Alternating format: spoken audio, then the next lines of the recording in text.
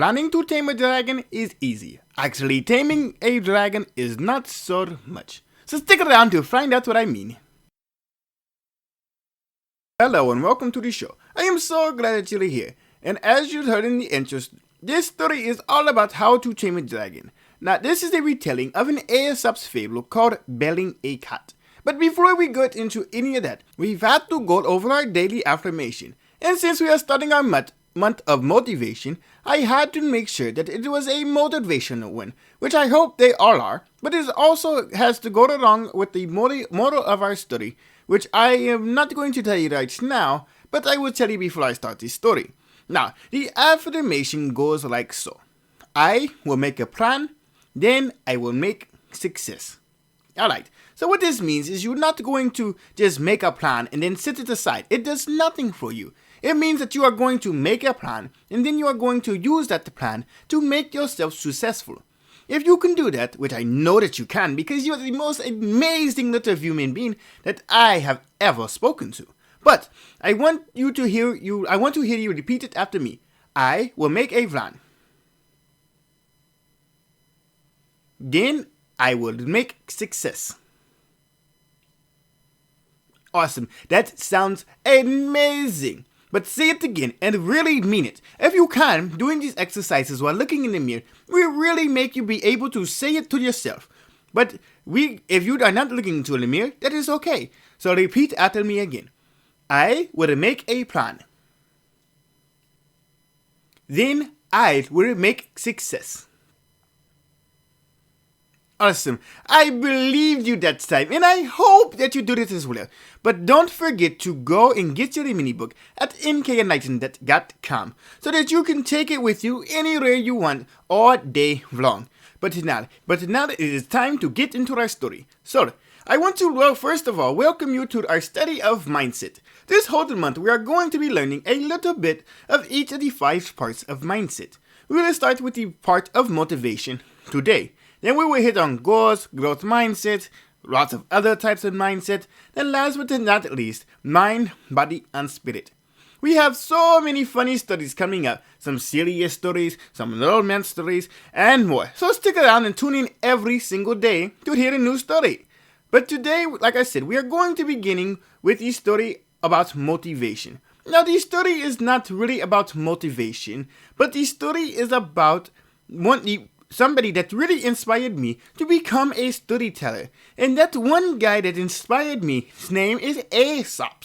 The story itself, like I said, is not based on motivation, but it is based on a story by him that really helped inspire me to become the storyteller that I want to one day be.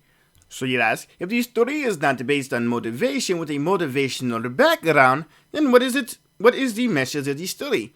What I am going to tell you, the message of this story is that you cannot just plan and not do any action. Making a plan and not having action is just pointless. But as I have promised today, the story is about a dragon and some knights. But a dragon, like I promised. Now, here it goes nothing. So, a long time ago, there was a castle, and in this castle lived a knight. And where there is a knight, there is most certainly a dragon. Now, these knights looked a lot like little bitty mice. They even lived in a mouse hole and maybe the castle that I was talking about. But okay, if you haven't caught on, they are mice. But they are elegant mice. They have a prince and they have a princess, a king and a queen, a jester and an army of knights to protect it all. So, it was the night of October 30th, and the mice hand in there had their Halloween feast. They always had it on the 30th, because every 31st, the dragon would come out. So, every year, they would have a meeting to try and figure out how they would get rid of the dragon, once and for all. The king stood and he said, I am tired of hiding. Every year, the dragon comes and meows. Growls. Again, if you hadn't figured it out, yes, the dragon may not have been an actual dragon, but actually a cat that always, every single year, got dressed up in a dragon costume. But that mighty mouse king never wanted to know his little citizens to know that they are little. And he definitely did not want them to know that the thing that they were afraid of was not actually a dragon, but really a vitty cat. The thing cleared his throat and he said, I will not allow it here anymore, and I mean it. So, I am looking for ideas on how to finally get rid of a dragon problem. The biggest knight of them all stood and he said, I have been working on a plan all year long. And so first, we grab one of those treats. Lamb chops. Yes, that off the counter. The mighty cliff of the Appalachian mountain range. Yes, that. And then we tie a string to it. A mighty 20-ton rope that is invincible to dragon firing breath. King, please, can I finish my plan? The ring leaned over and he whispered in the ear of the mighty knight. I am actually just trying to get them to buy into your amazing plan, and this is how I'm trying to do it, to make it sound mightier and riskier, so that we can accomplish it, and then they get riled up and all of them are on board. The knight ignored the king, which is something that you probably shouldn't do, but he realized the silliness that the king was going through, and so he continued on with his message for the crowd. Then we will just have a mouse tie the other end to his belt, and he will run out of the house, then slam the door, and no more dragon ever again. The crowd lipped and hallowed and cheered and said, We are saved! We are saved! The king raised his glass, and he said, Let's give it to the savior of our nation! But through the excitement came a low, raspy voice. May I ask, in fear of ruining the excitement, and who will be the one to take on the mission? Who will be the mouse that is to tie the rope onto his belt and lead the cat out of the house? Everyone looked at the knight, but he was already gone. Away and hiding, they all went. And again came the dragon, to sniff, to whiff out its next victim. You see, the whole kingdom got so happy when they had a plan, but when they realized the truth that the plan is just a plan if there is no action, then it was way more less of a plan. It was nothing, because they planned to succeed, but they did not plan for success. Because nobody was going to carry the plan out. And the king did not realize that the knight had no intention to actually do the plan. Alright, so I hope you liked that story. And it is now time for a daily dose of improvement. So for the daily dose of improvement, it is all going to be based around Aesop's fable. And how Aesop's fable helped me to stop just making a plan and to start making things happen. Which is the case of this very podcast you are listening to right now. So in true daily dose fashion, let us get to the joke of the day. And it goes like so. How many motivational speakers does it take to change a light bulb?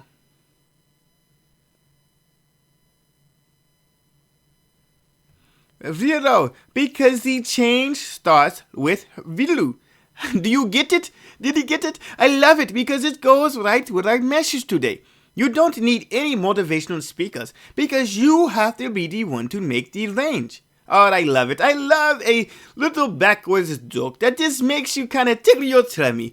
But anyway, let's move on. And we are going to move right on to the quote of the day. And I bet that you can guess who our quote of the day is from. If you can't, I will tell you. It is from Aesop's fable himself. And it goes like so. If we really want something done, it is best to do it ourselves. And that is by Aesop. Again, this goes right along with what we are learning today. And it means that we have to make sure that when we want something done, we have to make sure that we do it ourselves. Because we cannot truly count on anybody to hold what we hold so dearly. We have to really want it. And when we really want it, the only person that can really accomplish it the way that we want it accomplished is us. Don't ask anyone else to do it, because nobody is going to treat it the way that we should treat it when we get really serious about what we want. So, moving right along is the fact of the day. Now, normally the fact of the day would be about the person that we are talking about. But I love this fact just a little bit more than a fact about Aesop's fable, even though he is such a intelligent man and wonderful at what he does. But this fact really I hold true dearly to me, and it is an amazing fact. It is something sort of simple that you may not think of it, but it is something that may actually change your life. And the fact of the day is, voicing a smile actually makes you happier. I love this fact because, as everything else in our daily dose of improvements, it goes right along with what we have been going over in this study. And this is a fact that you have to make actions before you see anything happen. You can plan to do something that will make you happy. You can plan to do that, then you will be happy. But you can start right now just by smiling. Such a little step, but it is something that you cannot put off for anything. You can start it right immediately now. Such a little step that may lead to so much more.